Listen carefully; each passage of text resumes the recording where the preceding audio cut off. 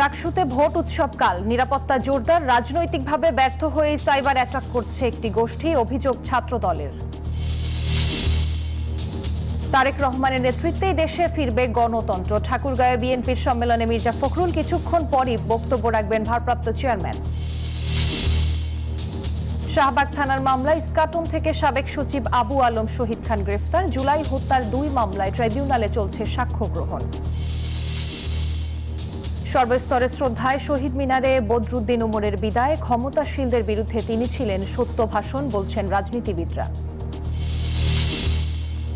আসন্ন দুর্গাপূজাকে কেন্দ্র করে নাশকতার শঙ্কা নেই, বললেন স্বরাষ্ট্র উপদেষ্টা। সারা দেশের মণ্ডপে দায়িত্ব পালন করবে 3 লাখ আনসার বাহিনী। গাজায় ইসরায়েলি হামলায় নিহত 62 ফিলিস্তিনি, জিম্মিদের মুক্তি দিতে হামাসকে শেষ সতর্কবার্তা ট্রাম্পের, আত্মসমর্পণের আহ্বান ইসরায়েলের। এবং এশিয়া কাপ খেলতে আবুধাবিতে পৌঁছেছেন বাংলাদেশ দল। আজ অনুশীলন করবেন লিটন তাসকিনরা। 11 সেপ্টেম্বর হংকং এর বিপক্ষে প্রথম ম্যাচ।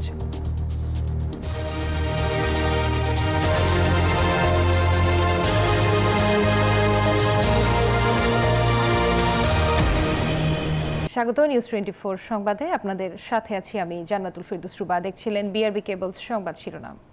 দর্শক, শুরুতেই জানাবো ডাকসু নির্বাচনের খবর।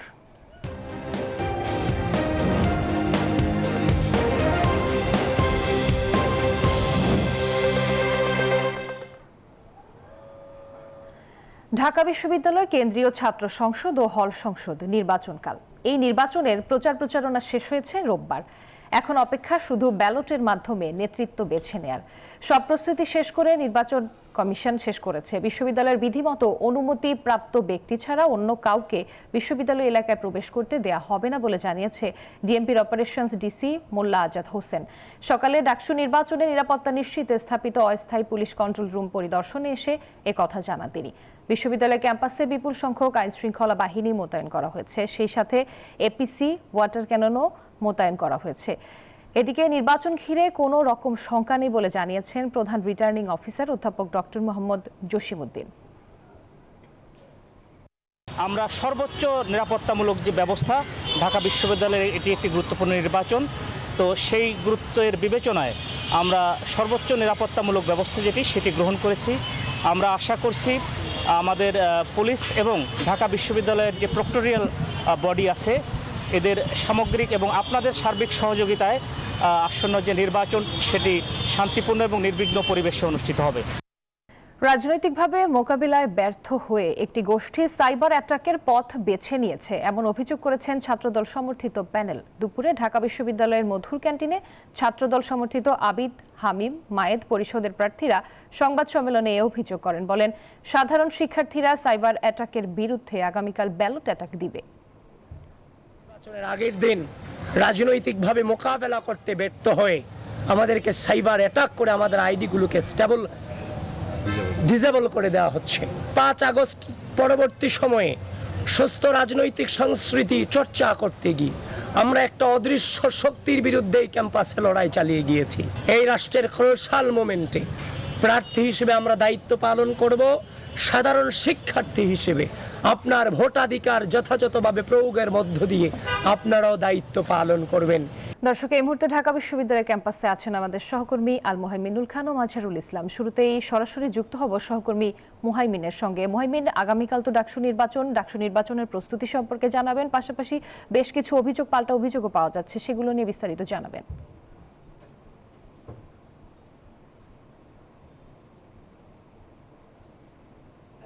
ধন্যবাদ আপনাকে। আমি এই মুহূর্তে আছি সেই ডাকসু নির্বাচনের অন্যতম যে কেন্দ্র, সিনেট ভবন কেন্দ্র, সেই কেন্দ্রে। আমরা কিন্তু আসার পরে দেখেছি যে এখানে কিন্তু ব্যাপক কর্মযজ্ঞ চলছে। নিচে কিন্তু জমানো হয়েছে ব্যালট বক্সগুলো, যেগুলো কিন্তু বিভিন্ন কেন্দ্রের জন্য স্টিকার লাগিয়ে তাকে পাঠানোর ব্যবস্থা করার জন্য তৈরি করা হচ্ছে। এবং আমরা জানতে পেরেছি আগামীকাল সকালে কিন্তু গণমাধ্যমের সামনেই সেই ব্যালট বক্সগুলোকে খুলে দেখানো হবে যে তার ভেতরে কিছু নেই, এবং তারপর কিন্তু সেগুলো সিলগালা করে শুরু হবে ভোট কার্যক্রম। এবং যতটুকু আপনি জানেন যে এই সিনেট ভবনের পাশে কিন্তু আরও 2টি কেন্দ্র রয়েছে। একটি হচ্ছে ইউল্যাব কেন্দ্র এবং তার পাশে রয়েছে ঢাকা বিশ্ববিদ্যালয় ক্লাব কেন্দ্র। একটু দূরে যদি আমরা যাই তাহলে উদয়ন স্কুল অ্যান্ড কলেজ কেন্দ্র, এবং এর ঠিক পরেই রয়েছে ছাত্র শিক্ষক কেন্দ্র, এবং তার পাশে রয়েছে শারীরিক শিক্ষা কেন্দ্র, এবং এর ঠিক পরেই কার্জন হল এরিয়াতে আছে 2টি কেন্দ্র, যেটি হচ্ছে ভূতত্ত্ব বিভাগ কেন্দ্র এবং কার্জন হল কেন্দ্র। এই কেন্দ্রগুলোতে কিন্তু 810টি বুথে নেওয়া হবে, ভোট গ্রহণ করা হবে এবং সেখানে কিন্তু আমরা দেখতে পেয়েছি বেশিরভাগ কেন্দ্রেরই কিন্তু প্রায় বুথ বসানোর কাজ শেষ হয়ে গিয়েছে। তবে ব্যালট বক্সগুলো কিন্তু নিরাপত্তার স্বার্থেই আজকে পাঠানো হচ্ছে না। আমরা জানতে পেরেছি আগামীকাল সকালে কিন্তু ব্যালট বক্সগুলোকে পৌঁছানো হবে যার যার কেন্দ্রে এবং সেখানে কিন্তু গণমাধ্যমের সামনে ব্যালট বক্সগুলো খুলে দেখানোর পরেই শুরু হবে ভোট কার্যক্রম এবং সেখানে কিন্তু এই 810টি বুথে ভোট দেবেন প্রায় 39,775 জন ভোটার, যারা 471 জন কেন্দ্রীয় সংসদ প্রার্থীর মধ্যে থেকে বেছে নেবেন নিজেদের বিশ্ববিদ্যালয়ের নেতৃত্বকে। এই ডাকসু নির্বাচনকে ঘিরে কিন্তু ব্যাপক নিরাপত্তা কাজ শুরু হয়েছে এবং দেখেছি বিশ্ববিদ্যালয়ের বিভিন্ন জায়গায় কিন্তু এরই মধ্যে আইন শৃঙ্খলা বাহিনী মোতায়েন করা হয়েছে, বসানো হয়েছে সিসিটিভি ক্যামেরাও। তো এখান থেকে এই ছিল এখন পর্যন্ত আমার কাছে সর্বশেষ তথ্য। চলে যাচ্ছে আমাদের আরেক সহকর্মী মাঝারের কাছে। মাঝার, এখন পর্যন্ত আপনার কাছে ডাকসুর কি আপডেট এসেছে? যেমনটা বলছিলেন যে ঢাকা বিশ্ববিদ্যালয় নির্বাচন নিয়ে সাধারণ শিক্ষার্থী এবং সারা দেশের যে আগ্রহ, সেই আগ্রহের কিন্তু এখনও আছে। কারণ আগামীকাল যেহেতু নির্বাচন, আজকে যেহেতু নির্বাচনের শেষ দিন, অর্থাৎ নির্বাচনের ঠিক একদিন আগে প্রার্থীদের কোনো প্রচারণা নেই, কিন্তু এর মধ্যে আমরা বেলা 1টার পরে বাংলাদেশ জাতীয়তাবাদী ছাত্র দলের যে প্যানেল, সেই প্যানেলের ভিপি এবং জিএস প্রার্থীরা তারা একটি সংবাদ সম্মেলন করেছেন। সেই সংবাদ সম্মেলনে তারা কিছু অভিযোগ করেছেন। সেটি হচ্ছে যে তারা আজকে সকাল থেকে তাদের দুইটি আইডি, অর্থাৎ তারা যে 3জন ভিপি, জিএস এবং এজিএস প্রার্থী আছে, তাদের 3জনের আইডি হ্যাক করা হয়েছে এবং সাইবার অ্যাটাক করা হয়েছে। এরা মূলত যে জিনিসটি বলছে, এই আইডি হ্যাক করার মধ্য দিয়ে মূলত তাদের যে প্রচারণার একটা মাধ্যম ছিল আজকে সেটি বিনষ্ট করা হয়েছে। এবং কারা এটি করেছে, মূলত তারা বলেছেন এতদিন যারা ছাত্রলীগের ছায়াতলে থেকে রাজনীতি করেছেন তাদের দিকেই তারা আঙ্গুল তুলেছেন এবং তারা বলছেন যে পূর্ব পরিকল্পনা অনুযায়ী এই আইডি হ্যাক করা হয়েছে। তবে এর বিচার তারা সাধারণ শিক্ষার্থীদের কাছে দিয়েছেন। তারা বলছেন যে আগামীকাল ব্যালট বিপ্লব হবে এবং সেই ব্যালট বিপ্লবে জাতীয়তাবাদী ছাত্রদল বিজয় অর্জন করবে এবং যারা তাদের বিরুদ্ধে অন্যায় আচরণ করেছে তারা আগামীকাল ভোটের মাধ্যমে সেটার জবাব পাবে, এমন কথাও তারা বলেছেন। সব মিলে তাদের প্রত্যাশা যে নির্বাচন কমিশন একটি অবাধ ও সুষ্ঠু নির্বাচন করবে, কারণ যে প্রত্যাশা নিয়ে একটি নির্বাচন হচ্ছে, যদিও কিছু আশঙ্কার কথা শোনা যাচ্ছে, অনেকেই ভিন্ন ভিন্ন আশঙ্কার কথা বললেও প্রার্থী যারা আছেন তারা এখনো পর্যন্ত আশাবাদী নির্বাচন কমিশন একটি অবাধ ও সুষ্ঠু নির্বাচন করবেন। এবং ইতিমধ্যেই কিন্তু বিশ্ববিদ্যালয়ের যে প্রশাসনের প্রস্তুতি, সেই প্রস্তুতি কিন্তু আমরা দেখেছি, আইন শৃঙ্খলা রক্ষাকারী বাহিনীর ব্যাপক উপস্থিতি দেখেছি। একই সাথে যে কেন্দ্রগুলো রয়েছে সেই কেন্দ্রগুলোর যে বুথ আছে সেই বুথও কিন্তু ইতিমধ্যেই সম্পন্ন করা হয়েছে। সব মিলিয়ে বলা চলে আজকে ছাত্রদলের যে অভিযোগ সেটি বাদ দিলে এখনো পর্যন্ত বড় ধরনের কোনো ঘটনা ঘটেনি এবং আগামীকালের যে নির্বাচন সেটি সুষ্ঠুভাবে সম্পন্ন হবে এমন প্রত্যাশা কিন্তু সবাই করছেন। এই ছিল আমার কাছ থেকে ডাকসু নির্বাচনের সর্বশেষ তথ্য। ফিরছি স্টুডিওতে। মাঝার, আপনাকে ধন্যবাদ। সাদিয়া, আপনাকে অসংখ্য ধন্যবাদ। আমরা আবারও যুক্ত হব আপনার সঙ্গে আরও তথ্য জানার জন্য। চলে যাচ্ছি আমাদের পরবর্তী সংবাদগুলোতে। নির্দলীয় সরকার ক্ষমতায় থাকায় ডাকসুর এবারের নির্বাচন হতে যাচ্ছে ক্ষমতাসীন পক্ষের প্রভাব থেকে মুক্ত। ভোটার আর প্রার্থীরা বলছেন এই নির্বাচন নিয়ে মানুষের আগ্রহ আগের চেয়ে অনেকটাই বেশি। বিশ্লেষকদের মতে মিনি পার্লামেন্ট খ্যাত এই ছাত্র সংসদের নির্বাচনের ফলাফল প্রভাব ফেলতে পারে আগামী জাতীয় নির্বাচনেও। শাহালি জয়ের প্রতিবেদন। গত 54 বছরে ঢাকা বিশ্ববিদ্যালয় ছাত্র সংসদ নির্বাচন হয়েছে মাত্র 7 বার। প্রতি বছর এই নির্বাচন হওয়ার কথা থাকলেও সর্বশেষ তা হয়েছিল 2019 সালে। দীর্ঘ বিরতির পর ঢাকা বিশ্ববিদ্যালয়ে আবারও ভোট উৎসব, শিক্ষার্থীদের মাঝে তাই বাড়তি আগ্রহ। স্বায়ত্তশাসন কিংবা স্বাধীনতার আন্দোলন থেকে শুরু করে গণতন্ত্রের আন্দোলন, সব ক্ষেত্রেই ডাকসুর নির্বাচিত নেতাদের ভূমিকা ছিল উল্লেখযোগ্য। এমনটা মনে করেন সাধারণ শিক্ষার্থীরা। তাদের প্রত্যাশা ডাকসু হয়ে উঠুক রাজনীতির প্রশিক্ষণ কেন্দ্র। বহু বছর আগে ঢাকা বিশ্ববিদ্যালয় থেকে শুরু করে সব জায়গায় ছিল ক্যাডার পলিটিক্স, কিন্তু এই জায়গা থেকে বের হয়ে কিন্তু বর্তমানে যেটা আমরা দেখছি সেটা হচ্ছে মানে ইন্টেলেকচুয়াল পলিটিক্স। তারা এখানে পড়াশোনা করে, তারা এখানে পলিটিক্স করে, তো এইখানে পলিটিক্সটা মেধার ভিত্তিতে সামনে নেওয়ার বেশি হবে। জাতীয় নেতারা বের হয়ে আসেন এখান থেকে। আমরা প্যানেল বা সংগঠনের চেয়ে প্রার্থীর যোগ্যতা এবং তার কর্মসূচি এবং তার আন্তরিকতাকে আমরা বেশি গুরুত্ব দিচ্ছি। ডাকসুর পূর্ববর্তী নির্বাচনগুলোর সময় দেশে রাজনৈতিক সরকার ছিল, তবে এবার আবহটা ভিন্ন। প্রার্থী ও ভোটাররা মনে করছেন এ কারণেই নির্বাচনের ফলাফল হতে পারে চমকপ্রদ। কারোর এখানে মানে ইনফ্লুয়েন্স করার কোনো সুযোগ নাই, তো সবার সহ অবস্থান আছে, এই জন্য ডাকসুর হাইপটা এত বেশি বলে মনে হয়। নির্দলীয় সরকারের আন্ডারে ডাকসুটা হচ্ছে, এখানে কিন্তু কোনো একক প্যানেল এবার নির্বাচিত হয়ে জিতে আসার কোনো সম্ভাবনা নাই।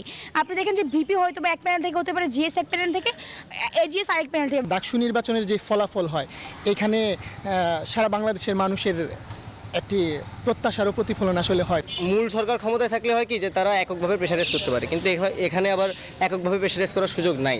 ডাকসুর পাশাপাশি রাজশাহী জাহাঙ্গীরনগর বিশ্ববিদ্যালয় সহ দেশের বেশ কয়েকটি বিদ্যাপীঠে চলছে ছাত্র ও হল সংসদ নির্বাচনের তোড়জোড়। বিশ্লেষকদের মতে এর প্রত্যক্ষ বা পরোক্ষ প্রভাব দেখা যেতে পারে জাতীয় রাজনীতিতে। এই আজকের যে ভিপি নূরের কথা বলছি, এই ভিপি নূর তো ডাকসু থেকেই আসছে এবং এইটাই ট্রেন্ড। আসাদুজ্জামান রিপন বিএনপির, শামসুজ্জামান দুদু আওয়ামী লীগের রাজনীতিতেও প্রচুর ছিল। হ্যাঁ, তো সেই ক্ষেত্রে সেই জন্যই ডাকসু খুব গুরুত্বপূর্ণ জাতীয় রাজনীতিতে। নেতৃত্ব সৃষ্টির যে জায়গাটা, তরুণ নেতা থেকে যে জাতীয় নেতা, এটা ডাকসুই করে বাংলাদেশের রাজনীতি। শিক্ষার্থীরা মনে করেন নিয়মিত ছাত্র সংসদ নির্বাচন হলে অস্ত্রের পরিবর্তে মেধার রাজনীতি প্রতিষ্ঠিত হবে শিক্ষাঙ্গনে, গড়ে উঠবে দেশ পরিচালনার আগামী নেতৃত্ব। শাহ আলী জয়, নিউজ 24, ঢাকা। দর্শক, ধন্যবাদ সাদিয়া আপনাকে। আপনি আমাদের সাথেই থাকুন। প্যানেলগুলো সম্পর্কে আপনি জানাচ্ছিলেন। অপেক্ষার পালা শেষ। কাল ঢাকা বিশ্ববিদ্যালয়ের ছাত্র সংসদ, ডাকসু ও হল সংসদ নির্বাচন। এবার ডাকসুর 28টি পদের বিপরীতে মোট 471 প্রার্থী প্রতিদ্বন্দ্বিতা করছেন। ডাকসু নির্বাচন যার প্রচারণা এরই মধ্যে শেষ হয়েছে, আর নতুন নেতৃত্বকে বেছে নিতে প্রস্তুত ঢাকা বিশ্ববিদ্যালয়ের শিক্ষার্থীরা। বিস্তারিত দেখুন আল মোহাম্মেদুল খানের রিপোর্টে। প্রায় 6 বছর পর হচ্ছে ডাকসু নির্বাচন। একে ঘিরে ব্যাপক উৎসাহ উদ্দীপনা, প্রার্থী ও রেকর্ড সংখ্যক। ডাকসুতে এবার ভোটার 39,775 জন। কেন্দ্রীয় সংসদের 28টি পদে মোট প্রার্থী 471। এছাড়া 28টি হল সংসদের 13টি পদে প্রার্থী হয়েছেন 1035 জন। উৎসবের ভোট আয়োজনে ব্যস্ত বিশ্ববিদ্যালয় প্রশাসনও। সার্বিক নিরাপত্তা নিশ্চিত করতে বিএনসিসি ও রোভার স্কাউটের পাশাপাশি কাজ করবে আইন শৃঙ্খলা বাহিনী। ভোট কেন্দ্র থেকে শুরু করে পুরো ক্যাম্পাস থাকবে সিসিটিভি ক্যামেরার আওতায়। নিশ্চিত করা হচ্ছে নিশ্ছিদ্র নিরাপত্তা। 8টি কেন্দ্রে 810টি বুথে ভোট দেবেন শিক্ষার্থীরা। সুবিন্যস্ত সব বুথের জন্য আনা হয়েছে ব্যালট বক্সও। যে ব্যালট বক্সের জোয়ারেই উঠে আসবে নতুন নেতৃত্ব। 8 জন হল কেন্দ্রে ভোট দেবেন শহীদুল্লাহ, অমর একুশে ও ফজলুল হক হলের ভোটাররা। শারীরিক শিক্ষা কেন্দ্রে ভোট দেবেন জগন্নাথ, সলিমুল্লাহ ও জহুরুল হক হলের শিক্ষার্থীরা। রোকেয়া হলের ভোটাররা ছাত্র শিক্ষক কেন্দ্রে, কুয়েত মৈত্রী ও ফজিলাতুন্নেসা মুজিব হলের ভোটাররা ভোট দেবেন ঢাকা বিশ্ববিদ্যালয় ক্লাবে। আর সিনেট ভবনে দেবেন এএফ রহমান ও মহসিন হলের ভোটাররা। উদয়ন স্কুল অ্যান্ড কলেজে ভোট দেবেন সূর্য সেন, জিয়া, মুজিব ও জসিমউদ্দিন হলের ভোটাররা। সুফিয়া কামালের ভোটারদের জন্য ভূতত্ত্ব বিভাগ এবং শামসুন্নাহার হলের জন্য ব্যবস্থা করা হয়েছে ইউনিভার্সিটি ল্যাবরেটরি কলেজ কেন্দ্র। আমাদের এখানে স্টুডেন্টদের সুযোগ সুবিধা নিশ্চিত করাটা খুব জরুরি এবং সময়ের একটা দাবি। যারা যে সেক্টর থেকে যা এক্সপেকটেশন করছে বা যা বলে দাঁড়িয়েছে তা যেন ফুলফিল করতে পারে। ডাকসু যখন না থাকে তখন ডাকসু নিয়মিত না হলেও শিক্ষকদের মধ্যে বা প্রশাসনের মধ্যে একটা স্বৈরাচারী ভাব চলে আসে। ডাকসু ছাড়া কখনোই এর বিকল্প অবস্থান নেই। ডাকসু ও হল সংসদ নির্বাচনের চিফ রিটার্নিং কর্মকর্তা নিউজ 24-কে জানিয়েছেন, সকল ভোটারের ভোট নিশ্চিতের সক্ষমতা নির্বাচন কমিশনের রয়েছে। আমরা প্রত্যাশা করি সবাই ভোট দিবে, কিন্তু প্র্যাকটিক্যালি দেখা যায় 80%, 85%, 90% ভোট পড়ে। এরপরে আমরা বাদ দিলাম। আমরা এই জন্য 100%কে নিয়ে হিসাব করতে হবে। কে আসলো কি আসলো না সেটা তার ব্যাপার।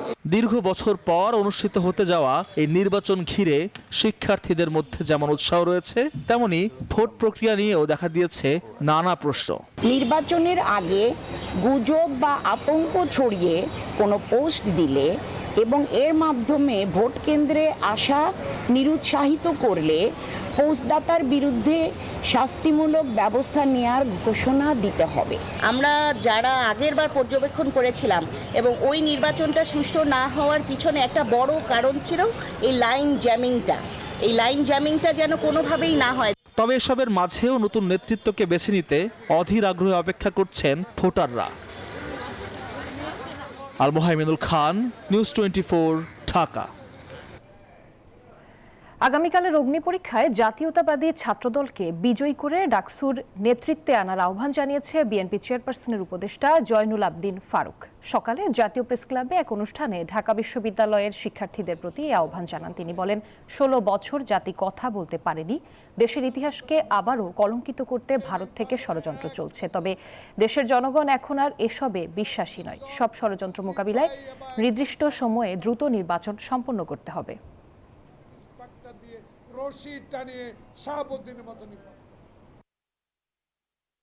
সকল পর্যায়ের ছাত্র ছাত্রীকে অনুরোধ জানাবো, জাতীয়তাবাদী শক্তি যে ওয়াজ ক্লাব সংগঠিত হয়েছে তার প্রতি আস্থা রেখে, বিশ্বাস রেখে আগামীকাল একটি সুষ্ঠু নির্বাচনের মাধ্যমে বাংলাদেশ জাতীয়তাবাদী ছাত্র দলকে ডাকসু নির্বাচনে নির্বাচিত। তারেক রহমানের নেতৃত্বে এই দেশে শক্তিশালী গণতন্ত্র প্রতিষ্ঠিত হবে, এমন মন্তব্য করেছেন বিএনপির মহাসচিব মির্জা ফখরুল ইসলাম আলমগীর। ঠাকুরগাঁও জেলা বিএনপির সম্মেলন উদ্বোধন শেষে একথা বলেন তিনি। এ সময় তিনি আরও বলেন, ফ্যাসিস্ট হাসিনা সরকার তার 15 বছরের শাসনামলে বাংলাদেশের গণতন্ত্র ভেঙে চুরমার করে দিয়েছে। সেই ভঙ্গুর গণতন্ত্রকে শক্তিশালী করতে চেষ্টা করছে বিএনপি। এ সম্মেলনে প্রধান অতিথি হিসেবে থাকবেন দলের ভারপ্রাপ্ত চেয়ারম্যান তারেক রহমান। কিছুক্ষণ পরই ভার্চুয়ালি বক্তব্য রাখবেন তিনি। এবারের সম্মেলনে সভাপতি পদে রয়েছেন একজন ও সাধারণ সম্পাদক পদে প্রতিদ্বন্দ্বিতা করবেন 4 জন প্রার্থী। সম্মেলনে কাউন্সিলর রয়েছেন 808 জন। নেতাকর্মীরা বলছেন, এই সম্মেলনের মধ্য দিয়ে আরও বেশি শক্তিশালী হবে বিএনপি। একটি দল গঠন করেছিলেন এই দেশের মানুষ, যার দিকে তাকিয়ে আমাদের সেই তরুণ নেতা যারা তারেক রহমানের প্রতি আমার শ্রদ্ধা জানাচ্ছি, সম্মান জানাচ্ছি। আজকের এই সম্মেলনে আমরা এই প্রতিশ্রুতি দিচ্ছি যে তার নেতৃত্বে আমরা আগামী দিনে গণতন্ত্রকে আমরা শক্তিশালী করব। এই সংগ্রাম ও লড়াইকে সত্যিকার অর্থে বাংলাদেশের কল্যাণে, বাংলাদেশের জনগণের কল্যাণে কাজে লাগানোর জন্য আমরা রাজনৈতিক দল বিএনপিকে শক্তিশালী করি।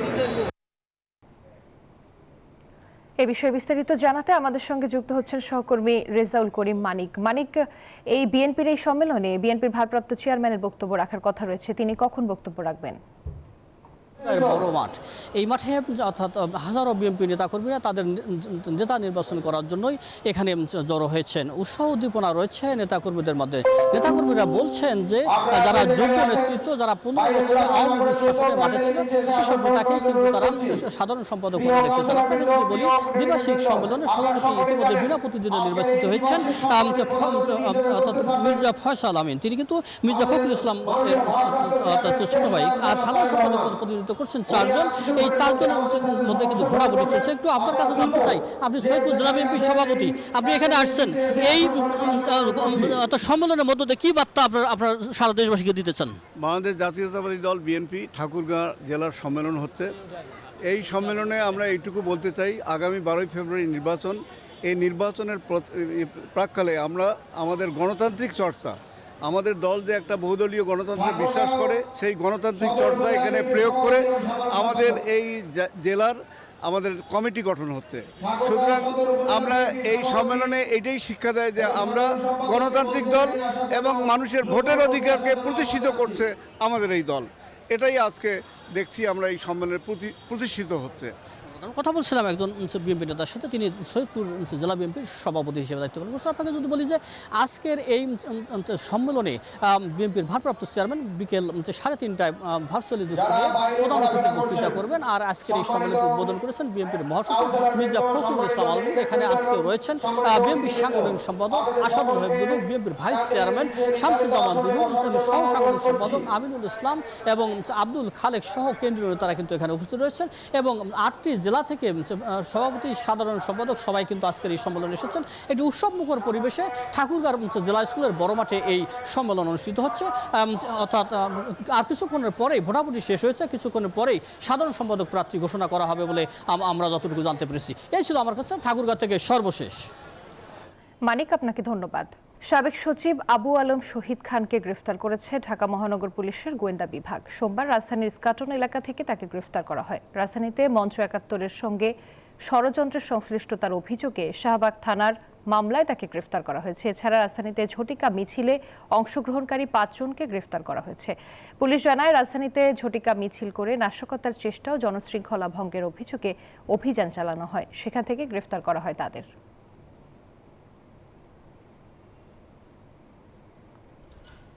জুলাই গণঅভ্যুত্থানে মানবতা বিরোধী অপরাধের মামলায় শেখ হাসিনা সহ 3 আসামির বিরুদ্ধে সাক্ষ্য দিয়েছেন 2 জন। বিচারপতি গোলাম মর্তুজা মজুমদারের নেতৃত্বাধীন ট্রাইব্যুনাল 1-এ এই মামলায় এখন পর্যন্ত সাক্ষ্য দিয়েছেন 36 জন। এদিকে ট্রাইব্যুনাল 2-এ জুলাই অভ্যুত্থানের প্রথম শহীদ আবু সাইদ হত্যা মামলায় সাক্ষ্য দিয়েছেন সাইদের ময়নাতদন্তকারী চিকিৎসক। তিনি বলেন, ফ্যাসিস্ট সরকার বাধ্য করে গুলিতে সাইদের মৃত্যুর বিষয়টি যেন পোস্টমর্টমে উল্লেখ না করা হয়।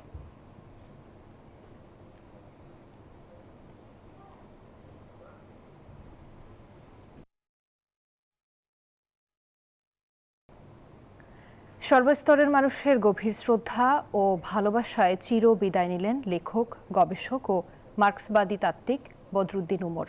সকালে কেন্দ্রীয় শহীদ মিনারে তার মরদেহ নেওয়া হলে শ্রদ্ধা জানাতে আসেন রাজনৈতিক, সামাজিক, পেশাজীবী, সাংস্কৃতিক সহ নানা অঙ্গনের মানুষ। জানান, বদরুদ্দিন উমর ছিলেন সত্য বলার সাহসী মানুষ।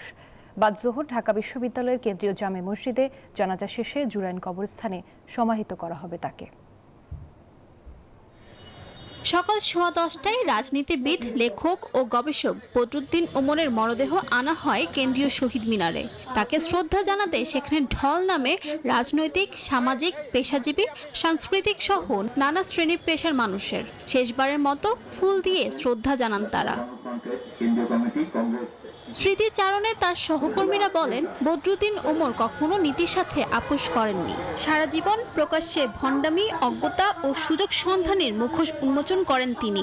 তার অনেক স্পষ্ট উচ্চারণে অনেকে বিব্রত হয়েছেন, কিন্তু সত্য উচ্চারণে তিনি কখনো দ্বিধান্বিত হননি। ওনাকে আমরা কখনোই কোনো অপশক্তির কাছে নিজের বুদ্ধি, বিবেক, চিন্তা চেতনাকে বন্ধক রাখতে দেখিনি।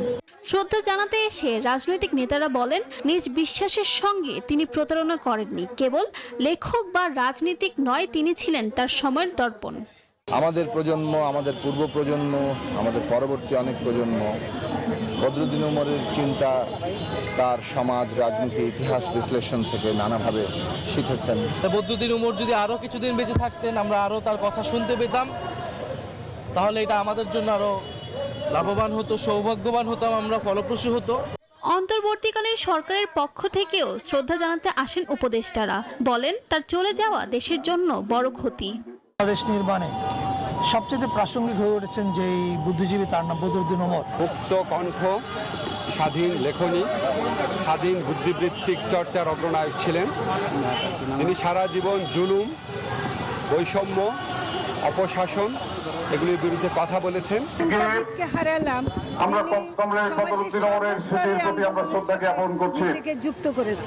মানবতা বিরোধী অপরাধের অভিযোগে শেখ হাসিনার বিরুদ্ধে আন্তর্জাতিক অপরাধ ট্রাইব্যুনালে চলা মামলার গুরুত্বপূর্ণ সাক্ষী ছিলেন বরেণ্য বুদ্ধিজীবী, লেখক, গবেষক ও জাতীয় মুক্তি কাউন্সিলের সভাপতি বদরুদ্দিন উমর। ফারজানা রিয়া, নিউজ 24, ঢাকা। আসন্ন দুর্গাপূজাকে ঘিরে নাশকতার শঙ্কা নেই বললেন স্বরাষ্ট্র উপদেষ্টা লেফটেন্যান্ট জেনারেল জাহাঙ্গীর আলম চৌধুরী। তবে দুষ্কৃতিকারীরা নাশকতা করার চেষ্টা করলে তা প্রতিহত করতে আইনশৃঙ্খলা বাহিনীকে নির্দেশনা দেওয়া হয়েছে। সচিবালয়ে দুর্গাপূজা উপলক্ষে আইনশৃঙ্খলা সংক্রান্ত বৈঠক শেষে এসব কথা বলেন তিনি। সবসময় পুরা সময়টা দেখার জন্য তারা দিনে 3 জন করে মনে হয়, আর রাত্রে 4 জন করে লোক, 24 ঘন্টা যেন এই মণ্ডপটা একটা অবজারভেশনে থাকে, এই ব্যবস্থা থাকবে। আর আমাদের থেকে আনসারের সদস্য, আমার সদস্যরাও থাকবে এবং তারাও এই 24 ঘন্টা ওটা অবজার্ভ করবে। গণ অধিকার পরিষদের সভাপতি নুরুল হক নূরের মাথার আঘাতে শর্ট মেমোরি লস হয়নি। এ ধরনের ইনজুরির কারণে মেমোরি লস হওয়ার সম্ভাবনাও নেই বলে জানিয়েছেন ঢাকা মেডিকেল কলেজ হাসপাতালের পরিচালক ব্রিগেডিয়ার জেনারেল আসাদুজ্জামান। দুপুরে ঢাকা মেডিকেল কলেজ হাসপাতালে এক ব্রিফিংয়ে তথ্য জানান তিনি। বলেন, নূরের নাকে হাড় ভাঙায় মাঝে মধ্যে রক্তপাত হচ্ছে, যা সেরে উঠতে 4 থেকে 6 সপ্তাহ সময় লাগবে। চোখের সমস্যাজনিত জমাট রক্ত কেটে গেছে। পরিচালক বলেন, নূরের পরিবার চাইলে তাকে বিদেশেও নিতে পারে। উনি যেদিন প্রথম আসেন সেদিন আমরা ওই রাতেই 6 সদস্যের একটা বোর্ড গঠন করেছিলাম এবং বোর্ডের সিদ্ধান্ত মোতাবেক আমরা সকল পরীক্ষা নিরীক্ষা এবং চিকিৎসাপত্র ওনাকে দিয়েছিলাম। উনি ধীরে ধীরে যখন উন্নতি করলেন তখন আমরা ওনাকে আইসিইউ থেকে কেবিনে শিফট করলাম। নাকের হাড় ভাঙার বিষয়টা, যে হাড়টা ভেঙেছে এটা 3টা ফ্র্যাগমেন্ট হয়েছে, কিন্তু ফ্র্যাগমেন্টগুলো ডিসপ্লেসড না, ফ্র্যাগমেন্টগুলো পজিশনেই আছে। মোটামুটি আমি যেটা বললাম উনি স্টেবল আছেন এবং গ্র্যাজুয়ালি ওনার উন্নতি হচ্ছে। দর্শক, বাগেরহাটের 4টি সংসদীয় আসন থেকে একটা সংসদীয় আসন কমানোর প্রতিবাদে সর্বদলীয় সম্মিলিত কমিটির ডাকা সকাল সন্ধ্যা হরতাল চলছে। এ বিষয়ে বিস্তারিত জানাতে আমাদের সঙ্গে যুক্ত হচ্ছেন সহকর্মী মাকসুদ রহমান। মাকসুদ, হরতালের কারণে কি দূরপাল্লার বাস চলাচল বন্ধ রয়েছে কিনা জানাবেন, আর জন দুর্ভোগের কি চিত্র দেখছেন আপনি?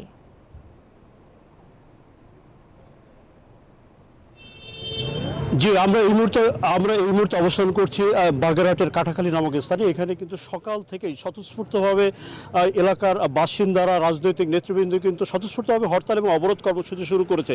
আমরা যদি এই মুহূর্তে দেখাই যে এটা হচ্ছে কাটাখালী, এখানে কিন্তু আসলে এখান থেকে খুলনা, মোংলা, খুলনা, ঢাকা সহ বিভিন্ন রুটে বাস চলাচল করে। আমরা যখন এখানে এসেছি দেখেছি এখানকার যে বাস স্ট্যান্ড, এখানকার জেলা প্রশাসক কার্যালয়ের সামনে দশানী মোড়, নওয়াপাড়া, কাটাখালী, মোল্লারহাট সেতু সহ 20টির বেশি জায়গায় কিন্তু আসলে প্রতিবন্ধকতা তৈরি করা হয়েছে। একটা তথ্য জানিয়ে রাখতে চাই যে ত্রয়োদশ সংসদ নির্বাচনে যে গেজেট প্রকাশিত হয়েছে, এখানে কিন্তু 4টি সংসদীয় আসনের বদলে 3টি আসন দিয়েছে এবং এই 3টি আসন কেন দিয়েছে, এই এলাকার প্রতি অবহেলা করা হয়েছে মূলত এই দাবিতে তারা ওই 4টি আসন ফেরত চায়, এই দাবিতে আন্দোলন করছেন। কেন আজকে এই আন্দোলন কর্মসূচি আপনারা করছেন? আমরা আন্দোলন করছি, বাগেরহাট 4টি আসন ছিল, যে 4টি আসন তো একটি আসন হঠাৎ করে নির্বাচন কমিশনার এটা কেটে নিয়ে যায়।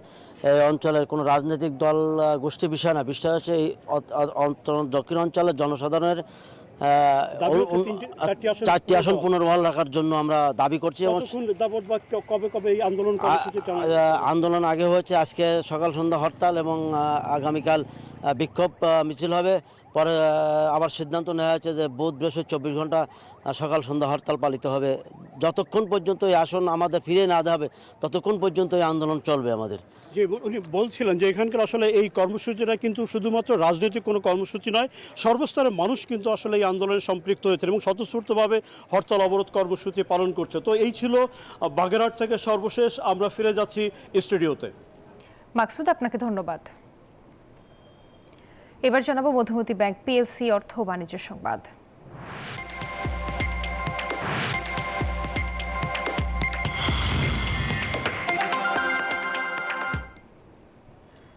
জলবায়ু পরিবর্তন মোকাবিলায় আইএমএফ এর কাছে আগামীতে $5 বিলিয়ন চাওয়া হবে বলে জানিয়েছেন অর্থ উপদেষ্টা ডক্টর সালেউদ্দিন আহমেদ। সকালে রাজধানীর আগারগাঁওয়ে পিকেএসএফ ভবনে জলবায়ু অর্থায়ন শীর্ষক কর্মশালায় একথা বলেন তিনি। উপদেষ্টা জানান, জলবায়ুর পরিবর্তনের জন্য দেশের বাইরে থেকে যে ভর্তুকি আসার কথা সেটা আসছে না, তাই অন্যের আশায় বসে না থেকে নিজেদের সামর্থ্য অনুযায়ী কাজ করতে হবে। এ সময় প্রধান উপদেষ্টার প্রেস সচিব শফিকুল আলম বলেন, জলবায়ুগত দিক দিয়ে বাংলাদেশ চরম ক্ষতির মুখে থাকার পরেও মিলছে না আন্তর্জাতিক সহায়তা।